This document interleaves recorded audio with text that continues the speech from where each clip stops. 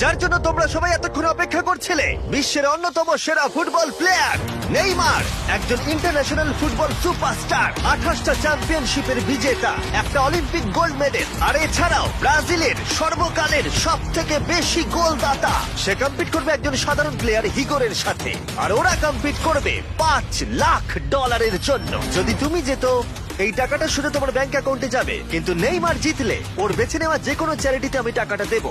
বুঝে গেছো? হ্যাঁ বুঝেছি। আমায় ক্ষমা করো, তুমি হেরে যাবে। আরে নেইমার বলছে তুমি হেরে যাবে, তোমার কি এটাই মনে হয়? না, একদমই না। ঠিক আছে, নেইমার এটা থেকে ভয় পাবে না। ওয়াও ওয়াও, ঠিক আছে। প্রতিবারের মতোই এই গেমের নিয়ম খুবই সহজ।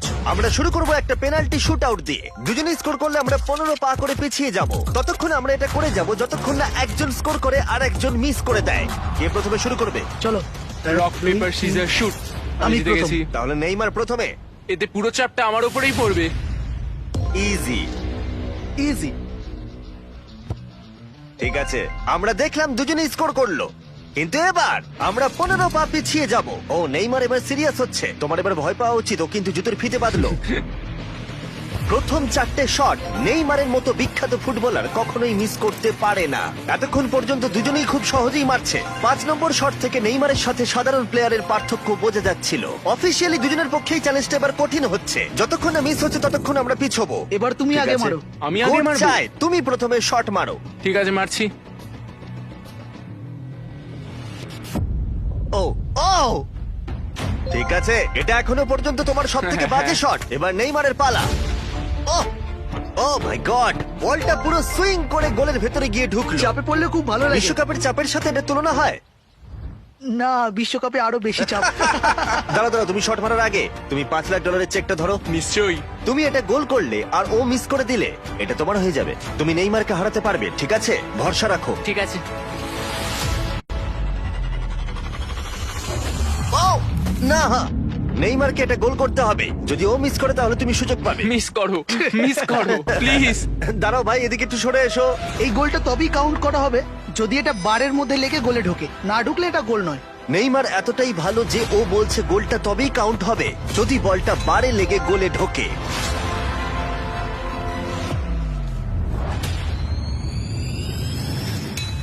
ও ভাই আর মিস করো না, আরে সত্যি মিস বলছি, করো তুমি না ভাই, পারবে। চলো।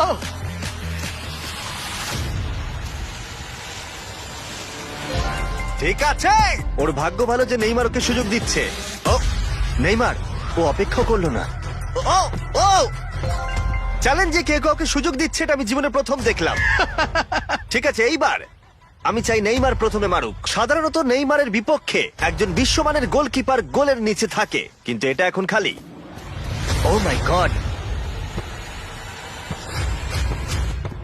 ভাই তোমার জন্য আমার চিন্তা হচ্ছে। এটাই হয়তো শেষ তুমি সুযোগ। শুধু ওই আচ্ছা, ক্যামেরাটাকে টার্গেট করো, ঠিক দেখো আছে। বলটা গোলে নেইমার ঢুকে তোকে যাবে। খেলা ওই শেখাচ্ছে। ক্যামেরাটা। হ্যাঁ।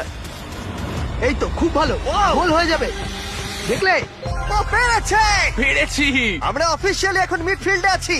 এরকমটাই চলতে থাকবে। রেডি হলি মেরে দাও।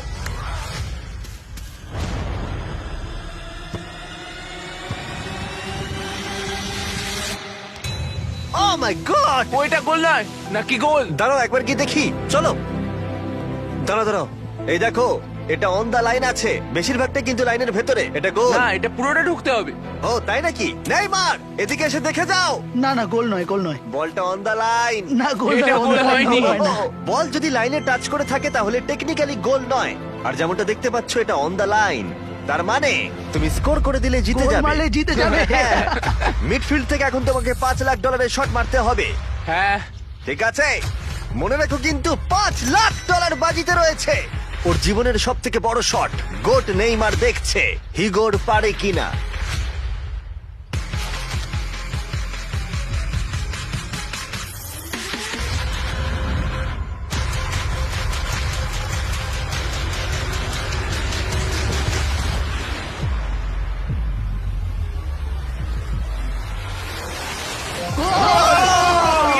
ও পেরেছে!